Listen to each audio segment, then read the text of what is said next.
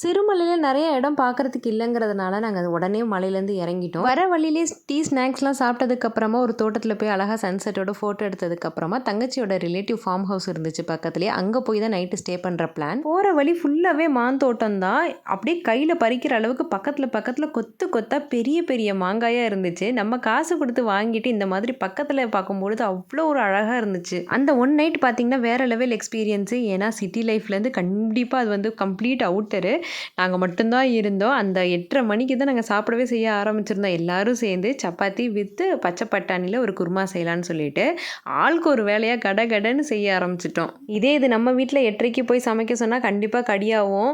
ஆனால் தங்கச்சிங்க அக்காங்களோட சேர்ந்து சமைக்கும் பொழுது சிரிச்சுக்கிட்டே வேலை போனதே தெரியல. அவ்வளோ சப்பாத்தி போட்டாச்சு, குருமாவும் வச்சு செம்மையாக என்ஜாய் பண்ணோம். சுட சுட சப்பாத்தி சுட்டு அடிக்காச்சு. அப்போ தான் எல்லோரும் சேர்ந்து உட்காந்து சாப்பிட்லான்னு சொல்லிட்டு ஃப்ரெஷ் பச்சை பட்டாணி உரிச்சு போட்டு அதுலேயும் ஒரு குருமா வச்சாச்சு. மத்தியானம் வேணும் பிரியாணியில் வாங்கின பிரியாணி கொஞ்சம் இருந்துச்சு, அதையும் ஹீட் பண்ணிவிட்டு திண்டு மேலே எல்லாரும் சேர்ந்து உட்காந்து சாப்பிட்டோம். ரொம்ப நல்லா இருந்துச்சு. அந்த இயற்கையும் ரசிச்சுட்டு அந்த நைட்டில் வேலை செஞ்ச கலப்பே இல்லை, ட்ராவல் பண்ண கலப்பே இல்லை. மெஷின் மாதிரி ருட்டீன் லைஃப்பில் ஓடி ஓடி இந்த ஒரு நாள் எங்களுக்கு ரொம்பவே பீஸ்ஃபுல்லாக இருந்துச்சு. சாப்பிட்டு முடிச்சுட்டு அப்படியே இந்த இயற்கையை ரசிச்சுட்டு ஒரு வாக் போனதுக்கப்புறமா அந்த நைட்டு ரொம்ப பீஸ்ஃபுல்லாக தூங்கணும்.